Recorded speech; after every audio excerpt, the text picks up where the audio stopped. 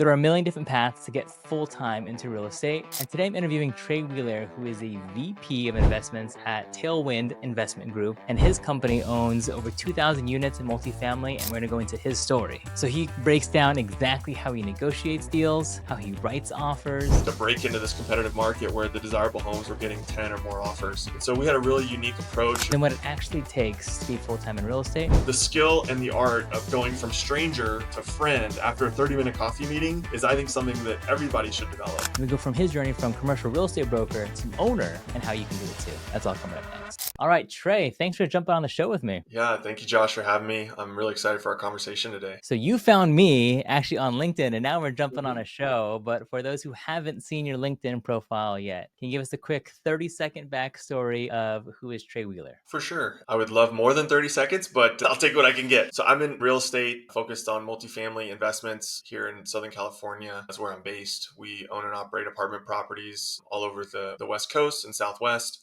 And today we own and operate about 2,000 units. And so my focus right now on that side of the business is to continue to grow our assets under management and our platform. And in that role, I'm vice president of investments. So I'm pretty integrated into what we're doing operationally as well as on the acquisitions front. And then in addition to that, I really enjoy publishing content on LinkedIn. And so I do my best to post daily at 8:30 Pacific each morning, share some thoughts on career, real estate, the markets, and anything else interesting that I happen to see that I think could bring value to the audience. So that's a quick snapshot of what I'm up to. Dude, I love it. And you were actually the first guest that I've had on, and I don't even do this myself. 8:30 every morning, you got a post going out, and you have it dialed in. What made you pick 8:30, by the way? I'm trying. It's kind of a little bit of a shot in the dark, but I typically get to my computer. Like I have small child and short commute to the office. And so I feel like I'm at my desk, I'm taking my coffee, check my LinkedIn for a few minutes, see if there's any interesting news, activity, notable sales or transactions. It's my newsroom, if you will. And so I figured that if that's what it is for me, maybe that's how it is for other people. Not a particular rhyme or reason other than try to give it as long of a shelf life throughout the day as I can without potentially missing some of the crowd by posting too early in the morning. That's about it. I don't have an exact time, but I usually post my things anywhere between 7 and 8:30 in the morning as well. Not 8:30 every single morning, but I do that for me simply to give myself a full day of let's actually respond and engage versus if I did it in the evening, it's probably not going to have that same full day effect. So at least that's my rationale. I agree with that. Another thing that also caught my eye, obviously, as we connected, was I love the fact that you said that you built your dream job, which I think a lot of people who try and get into real estate, they watch it on HGTV. I know I do, and I still love those shows. Glamorizes it a lot. That's right. But I do want to dive into, there's a million different ways to be full-time in real estate. Can you run me through your journey? So where'd you start career-wise, and then how did you get into real estate? Absolutely. I don't know how much time you have because I've had 7 corporate jobs in 8 years. Bear with me on this, Listen for me. yeah, I'll try to give some context as we go. So I ended up graduating college from the University of San Diego. I studied finance there, played a little bit of football. So both of those things kept me busy and out of trouble.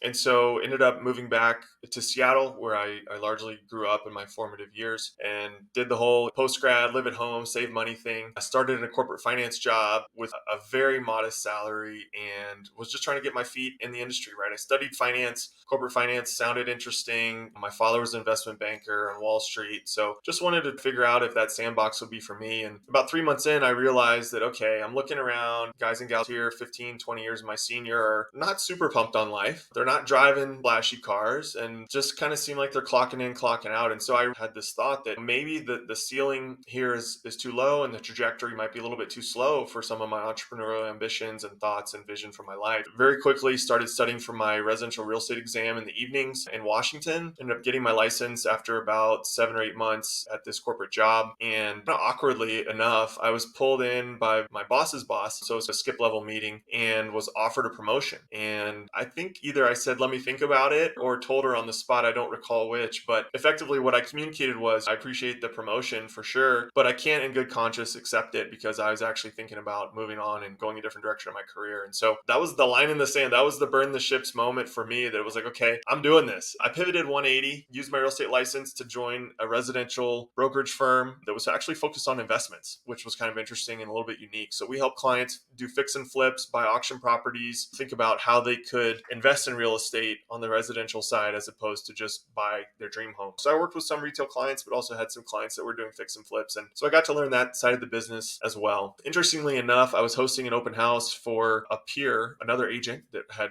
completed a flip and was now at the point of trying to sell it. And so being a young agent, what do? You go host open houses, you try to find a buyer and plug them into the home if they love it. And so I was at this open house in Bellevue, Washington. A gentleman came in with his clients towards the end, and they were running around looking at the home and having interesting dialogue. And so I struck up a conversation with the agent, who turned out to be the co-founder of this pretty cool fintech platform. And he was formerly working at Microsoft and had moved up the ranks really well there. And now he's showing clients an open house in Bellevue on a Saturday and running a tech startup. So I was very intrigued. So we ended up going to coffee, and that leads to another coffee with the other co-founder, and that leads to a job offer. Very quickly, here I was, a relatively broke young kid trying to figure out this investments brokerage thing, with an opportunity to go and join what seemed to be a rocket ship growth tech company in Seattle. 2017, tech was humming. And so I jumped at the opportunity. I was the number 7 US based employee during the year or so that I was there. We grew to 50 headcount. We raised a seed round from a local tech billionaire named Mark Vadon, founder of Blue Nile. And then we raised a Series A, I think just officially just after my departure from Andreessen Horowitz. My experience there was awesome. We were helping home buyers purchase their dream home in Seattle. A lot of our clients were tech folks that were working at Microsoft, Amazon, Google. We're trying to find a way to break into this competitive market where the desirable homes were getting 10 or more offers. And so we had a really unique approach. It was more of an assembly line approach as opposed to an A to Z approach. So my particular role in this quote unquote assembly line was negotiations, negotiating offers and doing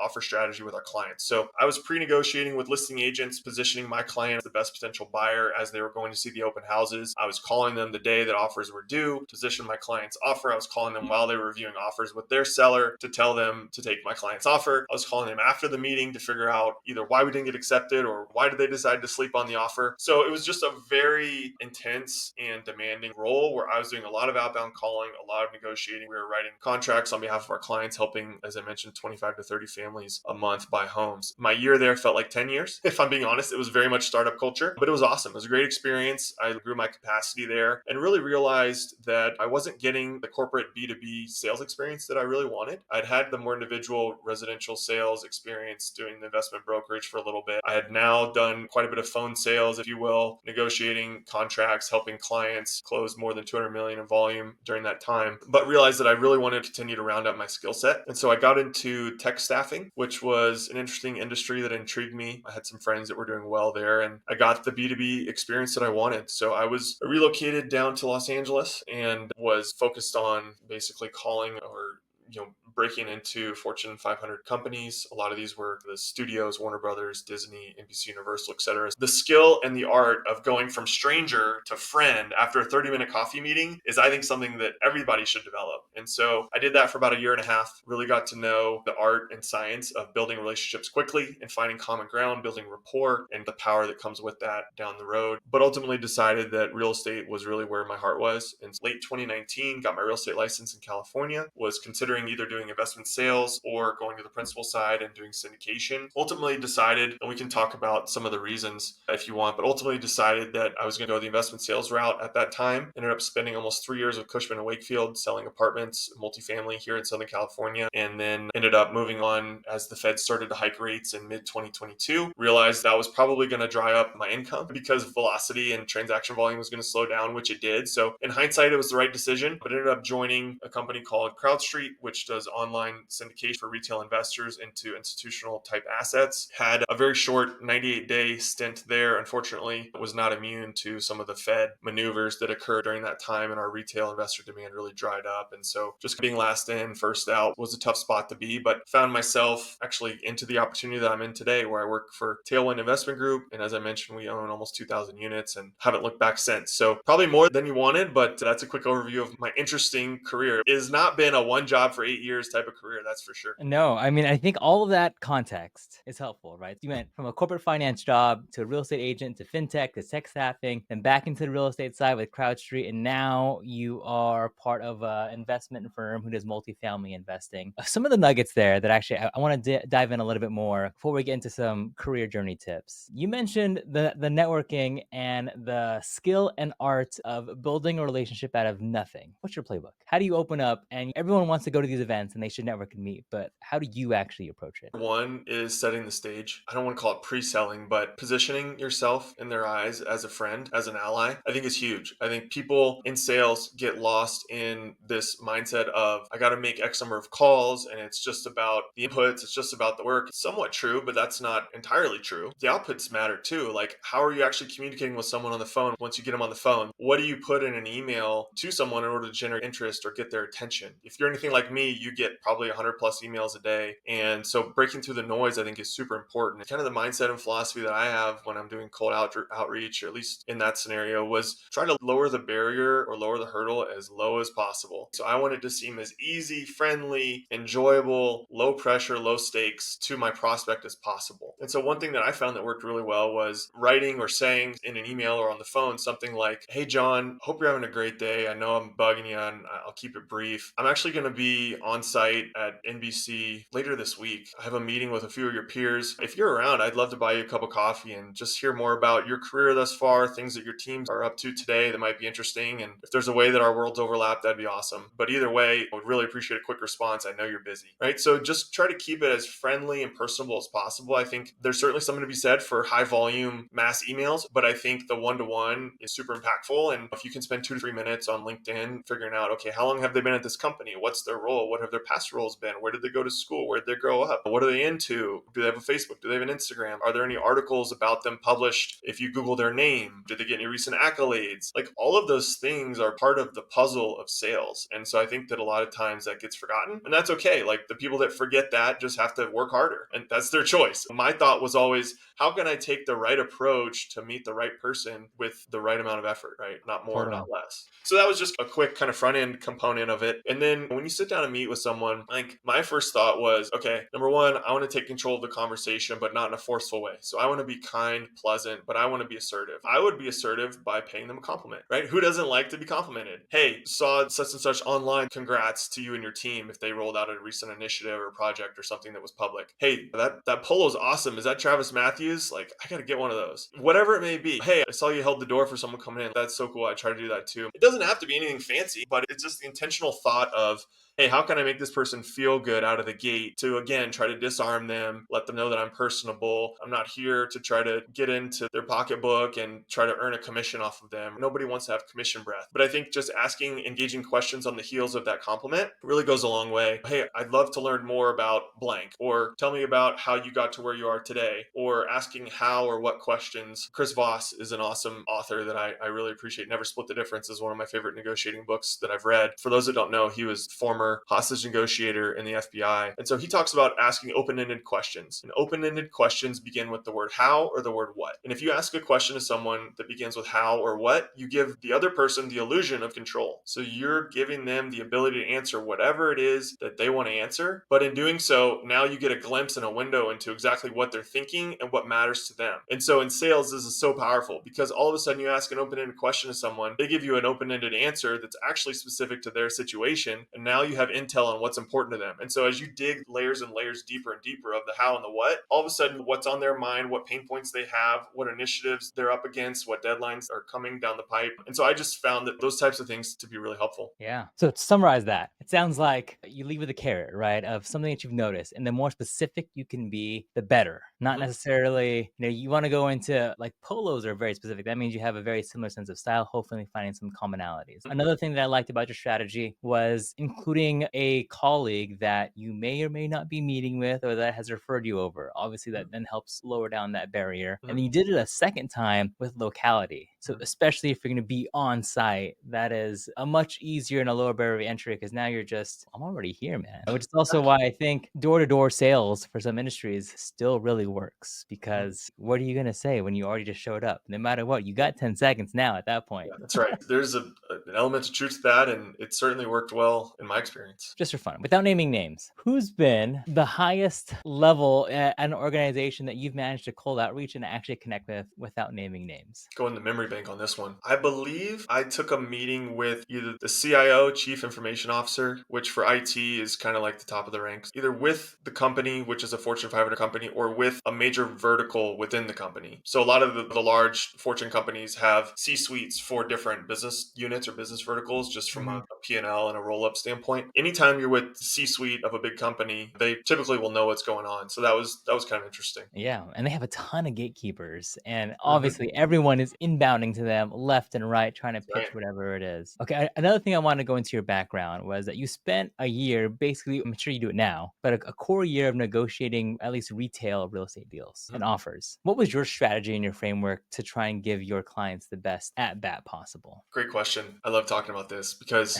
at this point in time, as I mentioned in Seattle, 2017, 2018, the market was on fire. Everybody was buying their dream home if they Mhm. could, and 10, 15 offers on beautiful homes in Redmond, Kirkland, Bellevue, some of the east side markets east of Lake Washington, for those that aren't familiar. And I think I thought of it a couple different ways. So, number one, I think people overlook pre negotiating a lot. I think if What do you you, mean? yeah, so for example, as soon as a client of ours booked a tour to go and tour a home with one of our tour agents, I would call the listing agent. If you just do the math on, we have 25 to 30 families that are actually buying a home in a month. The win rate of our clients was, call it 50%. So if they didn't win their first home, they won their second one on average, which was awesome. Then that means we're making at least 60 offers a month. And most home buyers will, I don't know, look at 5 or 10 homes before they find the one that they like, maybe less, maybe more. But just for argument's sake, let's say that everybody looks at 10 homes. Though that's 600 houses that are getting toured every month. Even for an individual agent that's busy with multiple clients, and their clients are, hey, go look at the open house on Saturday. Let me know what you think. They're too busy to call the listing agent, to build rapport, to understand what's important to the seller, understand the process for receiving and reviewing offers, positioning their client in a positive light, letting them know that their client's engaged. They've come by the house. They love the house. They have already started taking measurements for their furniture, or whatever it is, right? A lot of traditional agents just don't have the capacity or the bandwidth to do that. And so fortunately in my role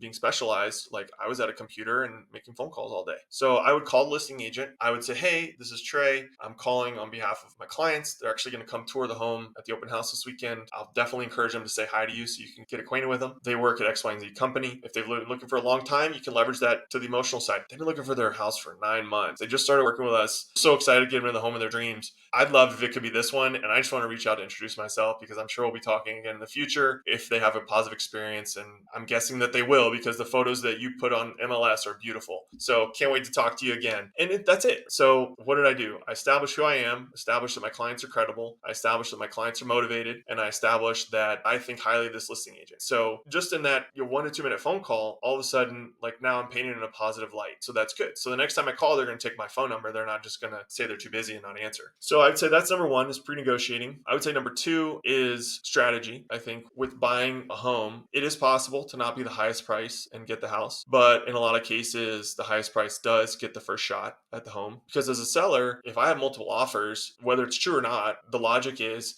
hey, I'll take the higher price, even if it's a little bit more risky, because I'm getting paid for that risk. And if it doesn't work out, I'll just go back to the other buyers. And we all know that doesn't always play out logically or the way that you would think it would. Sometimes buyers find another home, right? People are typically only buying one home at a time. All else equal, that makes sense for the seller to think that way. And so oftentimes you do have to be the highest price. And I think that one thing that helped me in competitive situations was obviously having a strong and qualified client, getting them pre-underwritten so that we knew what their strength was, what their max amount was, getting a letter that we would send with the offer. Hey, they are pre-underwritten to this amount. We have the ability to waive contingencies immediately or after a finite period of time. And then I think day of was just getting on the phone with the listing agent and again, humanizing it. Hey, we spoke before. My clients wrote an offer. So I make sure you received it. Okay, great. By the way, they love this home. And if there's anything that we can do to make the offer better for you or your seller, please let us know. So I do that in the morning as we submit the offer, afternoon, whatever. Call back probably an hour before. They told me that they would sit down with the seller. Hey, I know you're going to be meeting with the seller soon. How do we look? Oh, this or that. We'll see how it goes. That means that we're not the best offer. So I would immediately dig into, okay, what do we need to do? What do we need to do to improve our offer? How do the other offers? I'm not supposed to tell you that. And I was like, okay, here's what you are supposed to do. You're supposed to be the fiduciary for your seller. You're supposed to get them the best price and the best terms. And I'm telling you that my client will pay the best price. So what do we need to do to make sure that we're at the top of the list or close to it and in the conversation? It's very simple. And a lot of times agents would either directly tell me the number or they would say, hey, if you're above this threshold, then your client would be in a strong position. Okay, great. Thank you. Let me go back. I'll talk to them, see what we can do. And hopefully we can do the best thing for your seller and get a great outcome for my buyer. And then after 30, 45 minutes of their meeting, call them again. Hey, I'm sure you're still with your sellers. I'm sorry to bug you. Just want to make sure that everything's still looking good. Is there anything else that we need to do right now? Or can we be expecting the good news later tonight after you guys sign the offer? No? Okay, great. Then I call them later in the night. Hey, I'm sure you're working through all the paperwork. I know it's a lot. You think you'll get it to us by 9 o'clock before the offer deadline? I know our offer would technically expire. Just want to make sure that everything's good to go. Actually, they're leaning another direction. Hold on. You told me that we look good, and now you're telling me that we're not.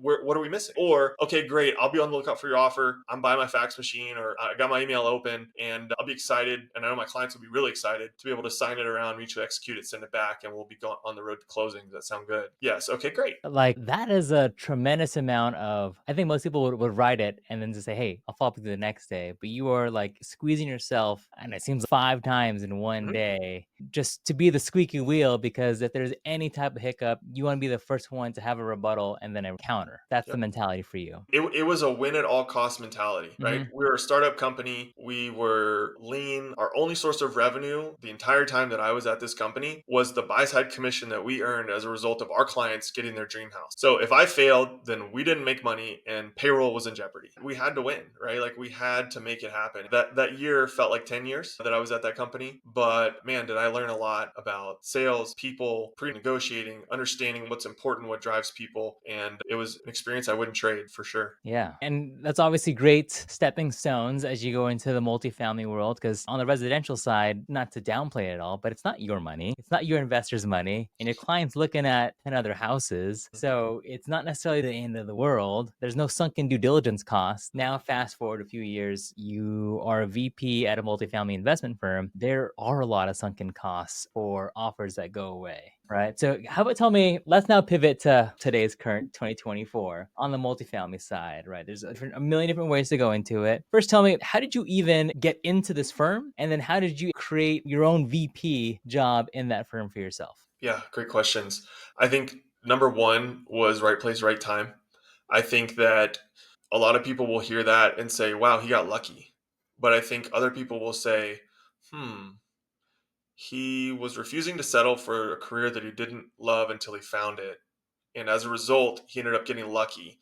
So, my perspective is if you're pursuing the opportunities that you desire, then eventually the right door will open at the right time. And I'm just a believer in that life is happening for me and not to me. And there's a lesson in everything, lesson in failure, lesson in success. And right place, right time definitely played a role. The previous analyst that I backfilled initially was on his way out. He had decided to move on to his next position. And so there was an immediate need for me to come on board and frankly start at a little bit lower level than what I had in mind for myself. But sometimes when opportunity knocks, you have to just say yes. And so that's what I did. I came in with a team mindset, a growth mindset. I know I'm starting a little bit lower than maybe where I want to be eventually, but if I do the right things and I perform well, then I won't be here very long. That was my conviction. And so really just got in and tried to understand the landscape. Okay, how do things work? How can I make things better? What are the kind of internal dynamics in terms of relationships and communication, and where are there problems that need fixing? Where are there problems that can be solved? Because that's where the value is. Like any employee that wants to increase or improve their job security just needs to go look for more problems, right? Where can you find inefficiencies in the business that can bring more value given your employee relatively fixed cost, right? As one employee. And so that's what I did. I think there were some other kind of project initiatives that I got pulled into that I was able to help with in a meaningful way. One example was an equity raise that we're finalizing. So I was pretty integral in kind of Excel modeling that project along with the CFO of the investor that we're going to be partnering with. And so we kicked back and forth this intricate Excel kind of fund level model for the better part of 6 to 9 months and really got it ready to present to their committee before we went for approval. And so I think just playing an integral part in that was really a lesson in doing the things that your boss doesn't really want to do. Either of the principals at the company could have done that work, but they really didn't want to. And it probably took up more of their bandwidth than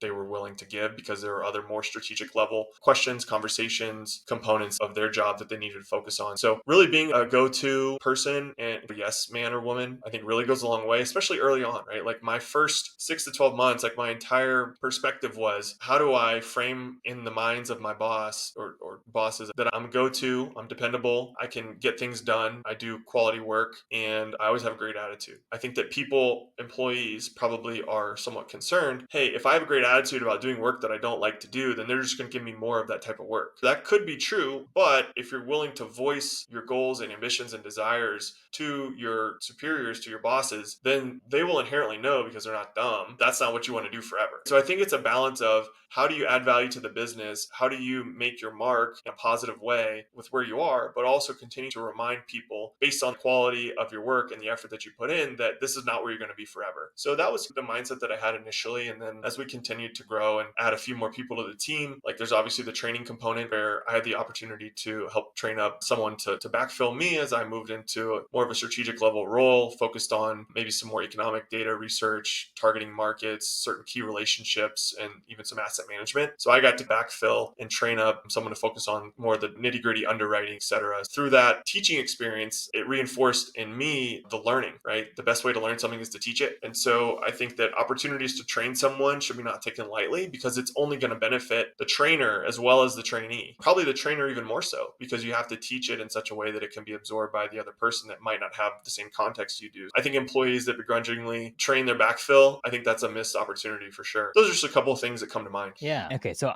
I want to head back to the hand raising, right? I don't know if you ever listened to a podcast called My First Million, but if you don't, I've heard of it, but I'm not super familiar. yeah, it's two tech founders who exited for tens and one hundreds of millions, and now they just interview other people who have also exited for ridiculous amounts of money. And one of their core philosophies, at least how they've also leveled up, is if you want to get paid like the A player, you have to solve the A problems. And if you come in, arguably so at an analyst level, maybe you're solving a B or a C level problem, but how can you at least initially just say, what's the A level problem, and tell that to every superior that's possible, which is what you did. Yes. And so you raised your hand for those problems and you said, hey, like, what are you trying to fix? Or did you just notice them and then already start to immediately offer solutions? What was the kind of dynamic there? A little bit of both, I would say. Yeah. I think that high level, having worked in large companies and also small companies, my style plays better probably to smaller companies, just because I'm entrepreneurial in nature Mhm. and I like to be close to the decision makers. I like to be involved in some of the strategic conversations and decisions. Number one, because I think I can add value there. But number two, selfishly, because I want to learn and get exposure to how they're thinking about the decisions. Not just what decisions did they make or why did they make it, but how did they think about the information that led them to that decision. So I think that's really important. But I think, yeah, A-level problems come as a result of thinking like an employee. Hey, I'm here at 9, I'm leaving at 5, I'm collecting my salary. It might work out, it might not, whatever. That's a lot different than if you think like an owner. Hey, I'm an owner, or I'm a future owner of this company. What do we need to improve? How are we going to get from where we are to where we need to go? What's broken in terms of the processes or the systems or things that could be improved upon?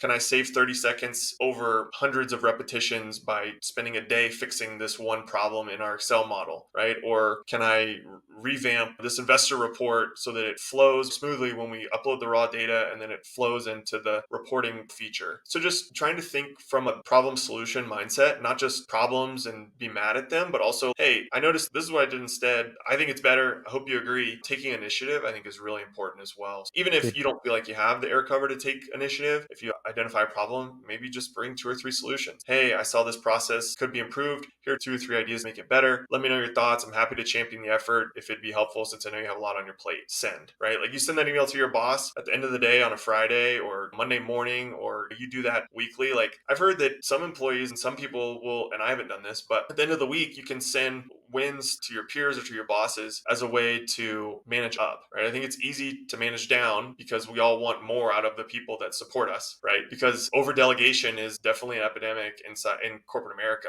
No one wants to do the work, but everyone wants to take the spotlight. So I think that managing up effectively is a skill to be learned too. The people above us are making ever more strategic decisions, and their time is ever more finite typically. And so I think just being able to show and tell what you're doing and some type of regular cadence is important. I think an annual review is a great time to do that, but once a year doesn't really move the needle. Let me add something there, Trey, Yeah, for go you. ahead. So one of my favorite things that I love And that I try and do often is you'll see this in corporate America and just whatever teams you're working on. Usually there's the status quo is, hey boss, here's a problem, right? Send email. Rarely do people say, hey boss, here's the problem. Here are 3 solutions. And if you just do that one thing, whether it be in your day job, in investing, in your business partnerships, if you just do that, your stock, every single email just continues to just rise. Instead, you go from, oh man, this guy gave me I have another problem, and you sent it, so you associated it, Mhm. versus, oh, there's a problem. Oh, and there's already a solution. You don't have Right. to think about it. Now, all of a sudden, you immediately become the problem solver and are way valued up higher, and you become close to the A player versus just doing the C thing.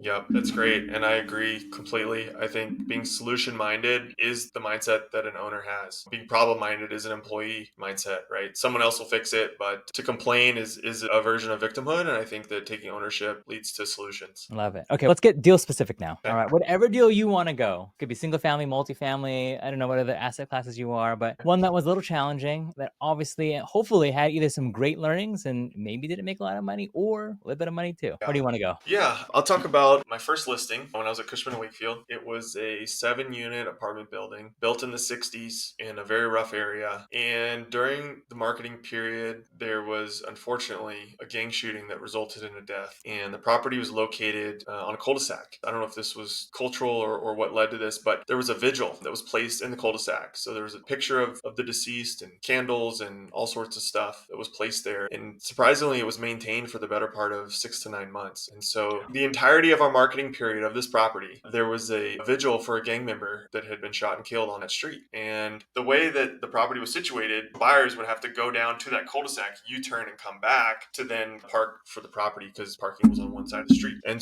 that was a tough building to sell. How did you show it? Yeah. You simply remind the investor that they don't have to live there. They just collect the rents. There's no really wiggling out of it. It's, hey, this happened. Unfortunately, crime is a part of it here. That's why this property is priced at X and not 2X. The price and the return they're all relative to the area that they're located in. It's just about the investor's appetite. Do they want a lower yielding property that's beachfront and has a high earner, low crime type profile? Or do they want something a little different? And the investor that ended up purchasing this was a dentist. He ended up paying all cash. He's local, lives locally, and his plan was to renovate the property, raise the rents, and then go refi it to pull his money back out. That was an interesting one, especially that it was my first listing. It almost derailed the entire fruit of my labor. I don't know how many thousands of phone calls I made to get to that point, but it was a lot. And so How that did was you craft this thing? so the owner of this property owns a check cashing business, which I guess is fairly lucrative. And so ended up cold calling him, talking to him, a little bit of a language barrier. He said that he would consider selling. So ended up finding out where he worked, ended up showing up at his place of work, introducing myself. And I can't remember if we had an offer in hand on the first visit or not, but the first or second visit, we showed up with an offer from a buyer. And I think that buyer was scared off a little bit by the location and the gang shooting, but I think we were able to build enough rapport and relationship with the owner that he ended up listing the property with us. By bringing value to the table first, taking initiative to go and meet him, and being personable and friendly and not pushy and salesy, that resulted in a listing that we ended up selling. I mean, the best offer you can ever give someone to list something is an offer. Like, that's the whole point of listing is to get that. So you come in with the end result. That's super easy. It can be. I think it might be a little overplayed. People will bring offers written from some LLC or entity, and there's, I think, maybe some trust issues from sellers that have been burned by that in the past. But I think ultimately, if that's a tool to get in front of someone and you can personalize and humanize yourself and speak to your track record or your team's track record, then ultimately that should compel them to list with you, whether they believe that your initial offer is real or not. Yeah. At least get you the foot in the door. And that's really all you need is just a reason for them to listen versus going, click or see you later, Correct. get out the door. Yeah, exactly right. That's right. Okay. So I know we're coming up to the very, very end. I want to do some rapid fire things here. All right. How about what's the biggest lesson you've learned in the last year? I know you said rapid, but I want to give a good answer. I think strategic patience. Why that? It's important to understand the game that you're playing. Real estate and commercial real estate, it's a long-term game. Mhm. So I can't expect or shouldn't expect long-term results in a short-term time period when I'm playing a long-term game. I think with that, additionally, identity and who I'm becoming is more important than who I am or who I've been. And so thinking about, okay, who do I want to become? And then what does that person look like? And then what do they do? And then how do I do what they do? Because if you become like the person that you want to emulate, then you'll become them. them, or a certain degree. So for example, a little over a year ago, I gave up drinking alcohol, and it wasn't problematic, but it was something that I decided to lay down. And now my identity in that area has shifted to I'm not a drinker, right? It's not I don't want to drink, right? That's a decision. It's I'm not a drinker. That's an identity. And so just thinking about how you can extrapolate that across different areas of your life, and especially in your career, I think can be pretty empowering. Love it. I think that kind of then turns into, unless you have a different answer, what's your favorite business advice of all time? My favorite business advice. I think the fastest path to success is through information and observation. I think today we can all buy information that gets us educated, and it gives us the tools and resources that we need to go and try to do what we want to do. And that's great. I think people should pay for information today. I think it should be highly specialized and niche to what it is that they're trying to accomplish. But I also think that observation and the experience that comes from that is equally as important. I think just having information and trying to do it without the experience of observation and being close to someone that's already doing it and learning from them directly results in a lot of blind spots. You don't know what you don't know, right? You Yeah. know the information to get started, but you don't have the experience to be able to navigate different scenarios or different problems that come up or different market cycles or different timing, right? So I think when you blend the two, information, observation, work for someone that's doing what you want to do one day and learn as much as you can from them along the way and continue to absorb information as you go. I think that combination is incredibly powerful. Okay, I agree. And how can someone add value to you today? What are you looking for? Thanks for asking. My focus right now is number one on finding great deals to buy. So if anyone's a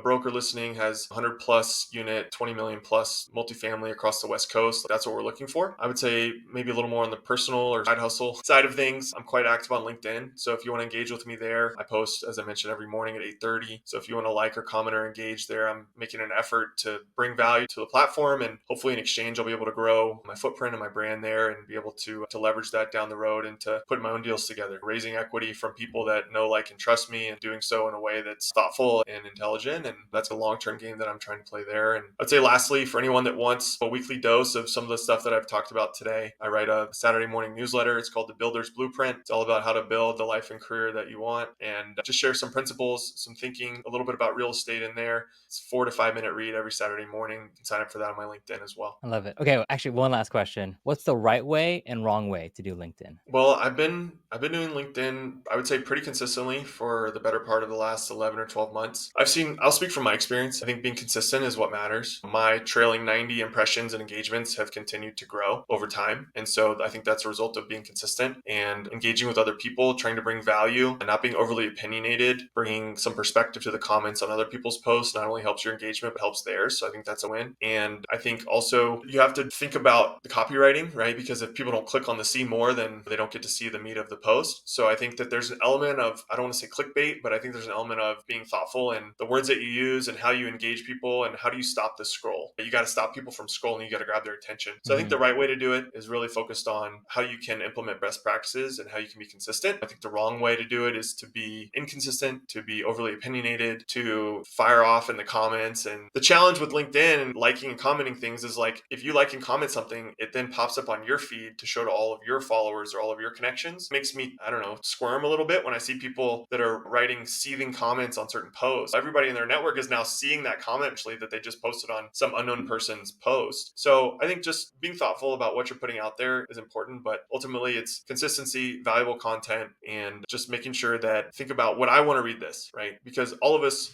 at least myself, like, I want to attract an audience of people that think like me and have the same goals and visions as me, or that are, 2 or 3 steps behind me in the journey. So a lot of people that follow me and engage with my content are people that are early in their commercial real estate career like I am, or are in brokerage and thinking about how to get to the ownership side of the business, or some combination of that. And so think about writing to your 2 or 3 years behind person, or what advice would you want when you were younger if you were getting into doing what you're doing today? I think that's a really good frame for getting started. I love it. That's super tactical. I love the frame of mind there. So obviously, please, I will leave it all linked down below. I'll leave Trey's LinkedIn there so you can go ahead and say hi. Let him know that it came from the podcast, and then I'll make it even more fun. But That'd be great. Trey, I appreciate you jumping on the show with us today. Thank you for having me, Josh. Really enjoyed the conversation, and I hope everyone listening did as well. Sweet, man. I'll see everybody else on the next one. Thanks, man. See ya. And then also, wherever you listen to this, whether it be YouTube, Apple Podcasts, please just like, subscribe. It would mean the world to me. And I will see you guys on the next episode.